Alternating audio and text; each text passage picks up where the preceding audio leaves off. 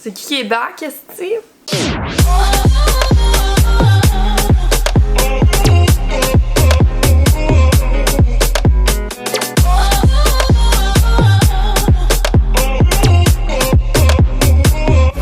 Avant de commencer la vidéo, allez vous abonner à notre TikTok, Ploune QC.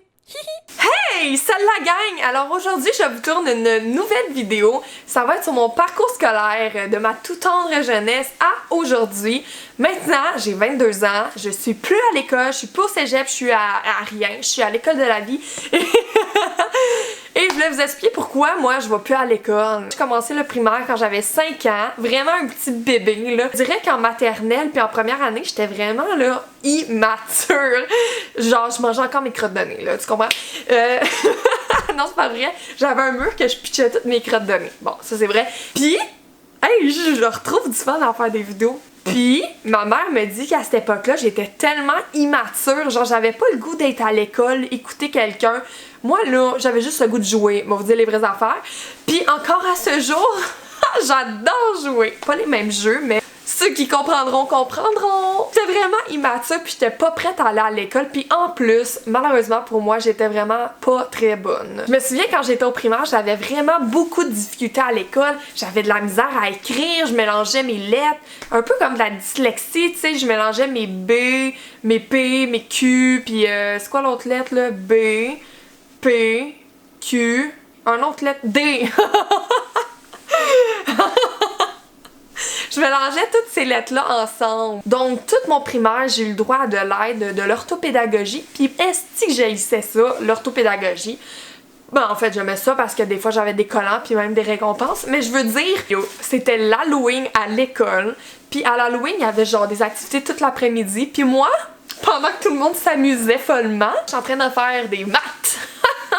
Moi, là, je vous dis, là, l'Halloween, c'était ma fête préférée, là. Moi, dans la vie, j'ai toujours été bonne dans les matières inutiles, du genre éducation physique, art plastique, art dramatique. Hey, mais quand tu me parlais de mathématiques, français, monde contemporain, sciences et toutes les affaires que tu peux bien dire, là, j'avais pas des très bonnes notes. Non, merci. L'affaire qui me sauvait à l'école, c'était pas que j'étais bonne, c'est que j'aimais parler aux profs. Et j'étais pas pire en exposé oral, puis surtout, j'étais créative au max. J'ai toujours été vraiment dans la lune et dans ma bulle. Ce qui faisait dans la vie que j'écoutais pas beaucoup en classe. Malgré toute ma bonne volonté, penser à Futurama, ça m'excitait pas mal plus que regarder une prof de français m'expliquer les verbes. Fait que c'est pourquoi à un moment donné, j'ai reçu un contrôle de verbes et je comprenais vraiment fuck all de la matière à faire. Je me souviens, j'avais eu un je tue île, nouveau île devant moi avec des lignes là, vides, tac tac tac, puis il fallait que j'y remplisse. Fait que moi j'étais comme je marche, tu t'en vas aux pommes, ils aiment. Je marquais vraiment n'importe quoi, puis quand j'ai eu 0 sur 10, j'étais comme mais qu'est-ce qui se passe ici? Il y a plein de matières que j'ai pas appris, même encore à ce jour, j'ai de la misère avec mes homophones parce que j'ai jamais vraiment écouté en classe du primaire au secondaire. Au primaire, j'étais vraiment pas bonne, mais j'étais vraiment pas la pire non plus. Là, j'étais comme dans un petit 4 sur 10. C'est pas chiant, mais comme il y a place à amélioration. Passons donc au secondaire. Quand j'étais arrivée au secondaire, fuck, je l'ai pas trouvé facile. Ça a commencé direct en secondaire 1. Ouf! J'ai passé toutes mes courses à la fesse. Fallait couler mon français en secondaire 2, mais ma mère, elle avait appelé la prof, puis elle l'a dissuadé de genre me faire couler. Parce que si je coulais genre français, puis que je coulais mathématiques, j'allais redoubler mon année. T'avais comme pas le droit de couler plusieurs cours. Juste couler maths, il a fallu que je fasse des cours d'été de marde. Puis après, ben, Colin, j'ai passé ça à la fesse mon français. Donc en secondaire 3, même principe, je recoule mes mathématiques. Woup, woup, woup. Hey Colin, wouh! C'est le fun ça! On refait des cours d'été, madame, monsieur. Les cours d'été, la gang, j'ai tellement haï ça pour mourir, là, sans cachette. Mais pour vrai, une chance que je les ai faites parce que j'aurais redoublé. Puis si j'aurais redoublé, ça aurait été encore bien pire. Recommencer une année complète que faire 3 semaines de ton été, de cours d'été. Juste pour vous faire comprendre, là, je prenais mon vélo de chez moi. Je faisais comme 25 minutes de vélo pour aller à l'école le matin, de 8h à midi. Pendant 4 heures de mathématiques, je revenais chez nous en vélo, je faisais des devoirs et je recommençais ça, le même pattern pendant 3 semaines. Ça donne le goût de faire des cours d'été, hein? Je sais que j'avais le droit d'aller dans une classe, puis cette classe-là me permettait d'être pas bonne avec plein de personnes qui étaient pas bonnes en maths, puis on posait toutes nos questions au prof, parce que tu sais, des fois, quand t'es pas bonne, esti, puis tu connais pas comment faire le théorème de Pythagore, ben c'est gênant de lever la main, parce que moi, quand j'étais au primaire, puis que je levais la main, puis j'avais pas la bonne réponse, mais on riait. Le secondaire, ça a été plusieurs moments de joie. J'avais ma petite gang d'amis, on avait ben du fun, on était fucking con. Je garde d'excellents souvenirs, j'avais beaucoup de belles relations avec mes professeurs. J'ai fait beaucoup de projets awesome, mais beaucoup de moments de tristesse. Je me souviendrai toujours, là ça me rémotive. Mais mes parents ils m'aidaient tellement, ils m'ont aidé. Je suis tellement redevable envers eux. Qui restait à côté de moi, genre, toute la soirée pour m'aider à faire des devoirs. Puis moi, je me sentais tellement pas bonne, là. Ça m'a beaucoup affectée dans la vie d'avoir des amis qui faisaient pas leurs devoirs puis qui réussissaient puis que moi, genre, je devais me forcer le cul, là, en quatre pour juste arriver à faire un devoir. Puis je comprenais jamais rien rendu aux examens. J'avais pas des bonnes notes. Puis je me demande, comment j'ai passé mon secondaire. Pour vrai, avoir mon diplôme entre les poches, ça a été genre la plus grande réussite de ma vie.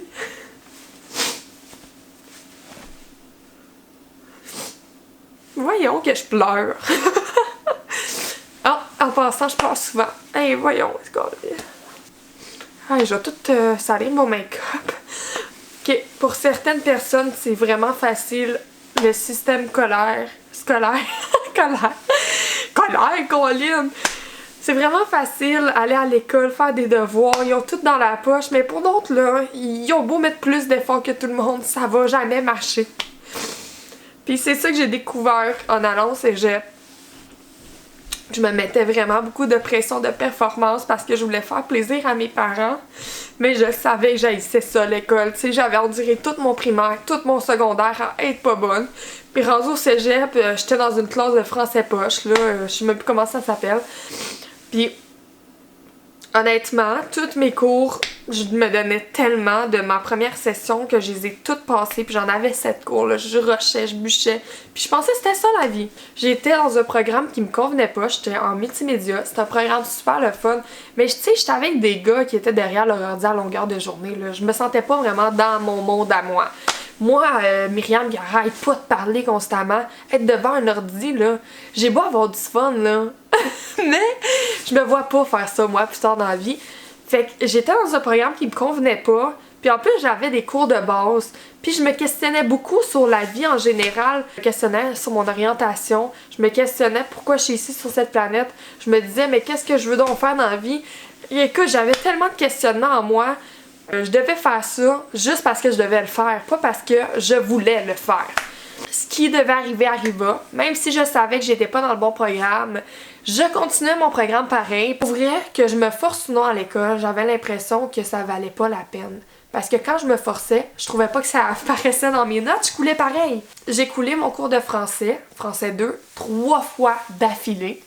J'ai été kick-out à cause de ça, de mon cégep. Puis si je voulais réintégrer ce cégep-là, la session d'après, il fallait que je fasse un cours à distance pour réussir mon français, pour être admissible à l'école. Donc, je me suis acheté tout le matériel pour faire des cours à distance. Et quand j'ai vu mes manuels, j'étais tellement découragée de l'école, des échecs que j'ai eus, que j'ai juste fait fuck off, moi je fais rien de tout ça. Je referme les bouquins et paf, 500$ dans les poubelles. Je m'avais inscrite au cégep de Sainte-Hyacinthe en concentration cinéma, puis pour moi, ça allait être un nouveau départ. Let's go Mimi, on est capable, nouveau cégep, nouveau programme, on peut juste performer. Ouf, c'est ce que je croyais. J'avais comme ma claque de l'école, j'étais désorganisée dans ma tête, désorganisée dans ma vie, mauvaise alimentation, j'allais tout le temps dans les clubs. C'est quand je suis arrivée à ma mi-session que j'ai eu un entorse au pied et j'ai fait « That's too much for me ». J'ai de la misère, je vais avoir de la misère à conduire avec ça. Je ne retourne plus au cégep. C'est rough de se dire que tu vas pas retourner au cégep quand tu penses que c'est juste ça que tu peux avoir dans la vie pour réussir. C'est vrai que quand t'es au cégep, tu perds un peu ce que t'étais avant. T'es tellement dans tes devoirs. T'es tellement dans les études que tu penses plus à des moments de plaisir et de relaxation. Petits emplois. Moi, j'ai travaillé chez Krispy Kreme, j'ai travaillé chez IGA 2 fois. Dans ces 3 emplois-là, on m'a toujours reproché que je parlais beaucoup, mais beaucoup sans cesse. Ben, quand j'ai été rencontrée par mon directeur, à cause que je parlais trop, ben j'ai juste dit « Ah ouais, je parle trop. Ben, je vais aller démissionner puis je vais me trouver une job que je vais parler puis que ça va être le fun que je parle. Je me suis trouvé un emploi que j'ai commencé à être devant un public et pas genre servir des clients. Wow! Je parlais devant des foules, c'était des groupes scolaires qui venaient à ma job puis moi j'animais dans un micro ces groupes-là puis après ils allaient jouer dans les modules puis après pour l'heure du midi je reprenais le micro, j'animais la foule, j'adorais ça là. J'animais des groupes de 35 à 200 personnes puis ça m'a fait acquérir de l'expérience. Je suis restée là 8 mois, j'en garde d'excellents souvenirs, j'ai vraiment adoré ça.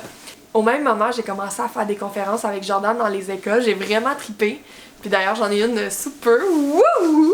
Ensuite, j'ai postulé à une place de fête d'anniversaire grâce à mon amie politicienne Cassandra Poitras. C'est juste insane, là. La fin de semaine, je me rends des fêtes d'anniversaire. J'anime les amis pendant 1h30. Je me fais du type. Je m'amuse tellement. Hey! C'est genre insane. Il n'y a aucun boss. Tu fais juste une fête d'anniversaire. T'animes. Pis comme le monde capote là, plus passionné que jamais, je sais que je veux un métier, que je vais être devant un public, je sais que j'aimerais peut-être devenir animatrice de foule. Dans le temps, je savais même pas qu'est-ce que j'aimais parce que le cégep m'a tellement mis des bâtons dans les roues, j'avais tellement de devoirs pis de tâches à faire que j'avais même pas de questionnement sur moi, je savais même pas j'étais qui, man. Et c'est pas une raison pour que j'apprenne pas, tu sais. J'ai le goût d'apprendre encore à mon âge, même si je vais pas à l'école. Je sais que je suis pas bonne en français, écrit. Je suis pas bonne non plus en anglais. J'ai le goût de l'apprendre. J'ai le goût d'apprendre mes homophones. J'ai le goût d'apprendre à écrire comme du monde. J'ai le goût d'apprendre à parler anglais. J'ai le goût de faire plein des affaires. Fait que si ça aurait pas été de la pause de cégep que j'ai faite, j'aurais jamais su qu'est-ce que je voulais faire dans la vie. Hey la gang! Vous êtes tellement cool! Merci d'avoir écouté jusqu'à la fin. C'est tellement apprécié. Je vous aime. Puis si j'ai un conseil pour vous, suivez votre cœur. Suivez votre cœur. Si vous sentez que vous devez prendre une pause parce que votre vie va pas bien, là, moi, là, pendant ma pause, j'ai été consultée, là. N'hésitez pas à aller consulter si c'est nécessaire pour vous. N'hésitez pas à faire un terme à votre session scolaire si vous en avez besoin, si c'est une nécessité. Malgré tout, malgré ce que les parents peuvent penser, ce que vous avez peur, est-ce que je vais retourner au cégep, hein? Si vous le savez que c'est bon pour vous, let's go! Ok, sur ce, bye! Je vous aime.